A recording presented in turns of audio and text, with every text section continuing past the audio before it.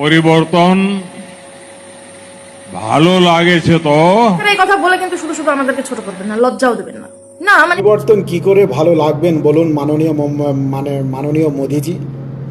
4 মে থেকে শুরু করে আজকের 21শে জুন পর্যন্ত চারবার আপনি রান্নার গ্যাসের দাম বাড়িয়ে দিলেন, পেট্রোল ডিজেলের দাম চারবার বাড়িয়ে দিলেন। পশ্চিম বাংলা থেকে যে পরিমাণে হকারদের উচ্ছেদ করে দিলেন বিনা কারণে, এর থেকে জনগণ কোথায় আর ভালো থাকবে। পশ্চিম বাংলাতে যে পরিমাণে গণধর্ষণ বেড়েই চলেছে, 4 মে থেকে 5বার গণধর্ষণ হয়েছে, সেই ধর্ষকরা আজ কিন্তু অধরা, তাদের কিন্তু আইনের দ্বারস্থ করা হলো না। তা পরিবর্তনটা কি করে ভালো লাগতে পারে আপনিই বলুন মাননীয় মোদী। কৈখালির কাছে ভিআইপি রোডে উল্টে গেল একটি 4 চাকা গাড়ি। চিনার পার্কের দিকে যাওয়ার রাস্তায় এই দুর্ঘটনাটি ঘটেছে। গাড়িতে 2 জন যাত্রী ছিলেন। কলকাতার অবস্থাটা দেখুন, কলকাতার অবস্থাটা দেখুন। আমি বলছিলাম না সাঁতার কাটছে, সবাই এরকম করে সাঁতার কাটছে, গাড়িতেও সাঁতার কাটছে। দেখেছেন কি অবস্থা? এই তো সবাই ভালো তো, এইরকম পরিবর্তন হচ্ছে। হ্যাঁ, একদম পুরো ভাসিয়ে দিয়ে চলে যাচ্ছে। এইরকম পরিবর্তনই তো দরকার। এই তো গাড়ি যেতে গিয়ে ভকাপাত করে পড়ে গেল, যা পুরো শেষ। ভাবতে পারছেন এই পরিবর্তন হচ্ছে? হ্যাঁ, সবাই ওই কার্নিভাল দেখতে ব্যস্ত। আর এইদিকে হচ্ছে গাড়ি ডুবে যাচ্ছে, মানুষ ডুবে যাচ্ছে। বললাম না 1 গলা জল, বললাম না এইরকম পরিবর্তন। মানুষ জানেন তো, যেই এই পরিবর্তনের কথা শুনছে শুধু মমতা বন্দ্যোপাধ্যায়ের কথা মনে করছে। হ্যাঁ, দিদি বাঁচাও, দিদি বাঁচাও, দেশ বাঁচাও, আমাদের পশ্চিমবাংলা বাঁচাও দিদি।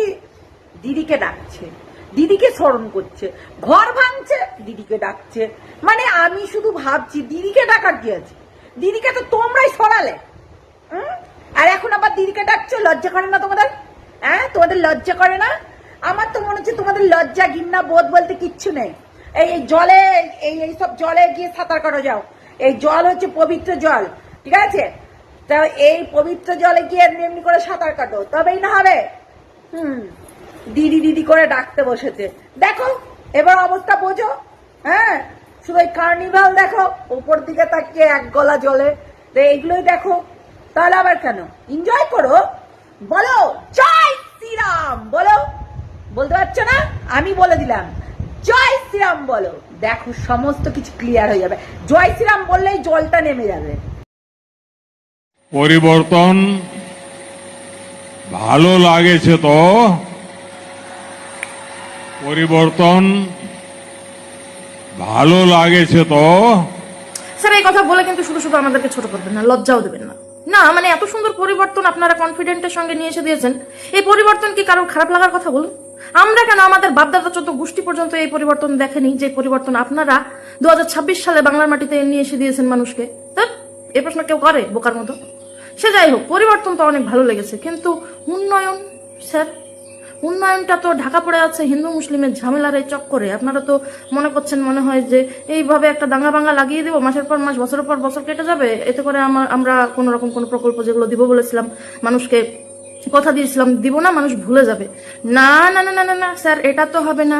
আফটার অল আমরা বাঙালি, আমরা ভুলবো না। যে সকল প্রকল্পগুলো দিতে চেয়েছেন দিতেই হবে। না, মানবই না, হতেই পারে না। দিব না বলে মানুষকে দাবিয়ে রাখবেন, ভুলিয়ে রাখার চেষ্টা করবেন, আমরা ভুলছি না। বিশেষ করে অন্নপূর্ণা ভান্ডারের কথা তো ভুলবই না। এবারে চাকরি বাকরি দেওয়ার কথা যেগুলো বলেছেন, যারা চাকরি নেবে বা পাবে বা পাওয়ার যোগ্যতা আছে তারা বুঝে নেবে। আমরা পড়াশোনা জানি না, মুখোশোখ মানুষ ভাই, আমাদের কিন্তু অন্নপূর্ণা ভান্ডার চাই। দিব না বললে আমরা শুনবো না। এটা কিন্তু ঠিক হচ্ছে না। সবই ঠিক আছে, কিন্তু উন্নয়নটা যাতে এমন হয়ে যায় যে ওই মুসলিম হিন্দুর মধ্যে ঝামেলা পাকিয়ে দিয়ে মানুষকে ভুলিয়ে রাখবেন, যাতে করে আপনারা প্রকল্পটা না দেন, মানুষ ভুলে যায় দিনের পর দিন, হবে না। তা কিন্তু হবে না, প্রকল্প কিন্তু দেওয়াই লাগবে। আমরা অসহায় মানুষরা হাত পেতে হা করে বসে থাকবো আপনাদের উন্নয়নের জন্য দিনের পর দিন, আর আপনারা তার সদ্ব্যবহার করবেন, দিবেন না, ঝামেলা পাকিয়ে রাখবেন, হবে না, মোটেও হবে না। ভিডিওটা সবাই বেশি বেশি করে শেয়ার করুন। উন্নয়ন কিন্তু প্রকল্প দিয়েই হবে, প্রকল্প কিন্তু আমরা নিয়েই ছাড়বো। এবার বাংলা থামবে না। না না, কেন বাংলা থামবে? কি কারণে বাংলা থামবে? বাংলা থামার কোনো প্রশ্নই নেই। এখন ইতিহাস করবে। হ্যাঁ, আমরা জানি তো এতদিন যেটা না হয়েছে সেটাও হবে। আগে যেমন ইতিহাস আমরা পড়তাম, ইতিহাসের প্রত্যেকটা পাতায় আগেকার দিনের সব ঐতিহাসিক কথা লেখা আছে, সেটা ইতিহাস সত্যিই গড়বে, এগুলোও লেখা থাকবে, এটা তো আমরা জানি। পরিবর্তন ভালো লাগেছে তো? পরিবর্তন, হ্যাঁ হ্যাঁ, খুব ভালো লাগছে দাদু। ও না, সরি, নরেন্দ্র মোদীজি আমাদের ভারতবর্ষের প্রধানমন্ত্রী, আমাদের পিএম, সত্যি বিশ্বাস করুন, সত্যি বলছি, গড গড গড, একদম ভীষণ ভালো লাগছে।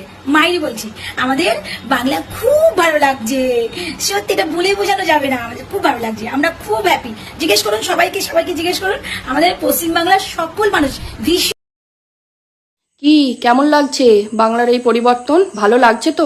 আচ্ছা, এ বাপু আপনার কিরকম ধারা প্রশ্ন? আর কি করেই ভালো লাগবে বলুন তো? আপনি যাকে বলে কিছু ওই চটি চাটাদের তো একদম ভস্যে ঘি ঢেলে দিয়েছেন, তাদের আশায় একবারে জল ঢেলে দিয়েছেন। তারা কোথায় ভেবেছিল আপনি কিনা এসে দেখাবেন গুজরাটি তথ্য, গুজরাটি সংস্কৃতি, গুজরাটি প্রযুক্তি, ডান্ডিয়া নৃত্য আর ধোকলা রেসিপি, আর আপনি কিনা দেখালেন বাংলার ঐতিহ্য আর বাংলার সংস্কৃতি, তাও কিনা 3000 ড্রোনের মাধ্যমে হাওড়া ব্রিজের ওপরে ওইভাবে বাংলার ঐতিহ্য সংস্কৃতিকে আলোকসজ্জায় সজ্জিত করে তুললেন। আবার তার পাশাপাশি গঙ্গাবক্ষে হলো কিনা হরিনাম সংকীর্তন, এটাতেই থামেননি। তারপরে আবার ছৌ নাচ, বাউল, কীর্তন, লোকগীতি, এগুলো সত্যিই আপনার থেকে আশা করা যায় না। এই পরিবর্তনটাও মেনে নেওয়া যায় না। এটা কি মানা যায়? হ্যাঁ, কারা কি ভেবেছিল আর আপনি কি করলেন?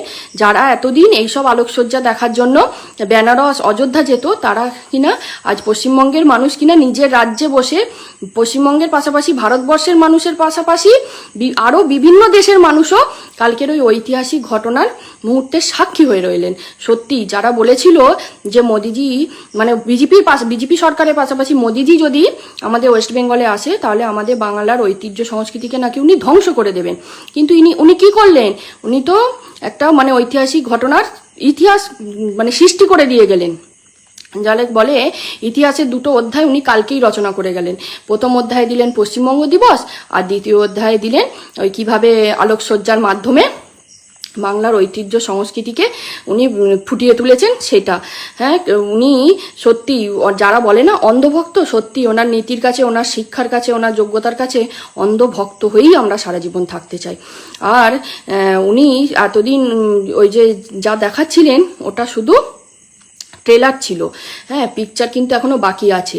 আর উনি যদি আমাদের তথ্য সংস্কৃতি প্রযুক্তিকে সত্যিই যদি ধ্বংস করতে চাইতেন না, তাহলে উনি কখনো ওই ভরা স্টেজের উপর নিজের হাতে রসগোল্লা, মিষ্টি, জলভরা সন্দেশ, তারপরে আমাদের মা দুর্গার প্রতিচ্ছবি, বাবা তারকনাথের প্রতিচ্ছবি কখনো নিজের হাতে করে সাথে নিয়ে যেতেন না। সেগুলো উনি অবলীলায় ত্যাগ করতে পারতেন, কিন্তু ওনার নীতি, ওনার ধর্ম, ওনার শিক্ষা সত্যি আলাদা।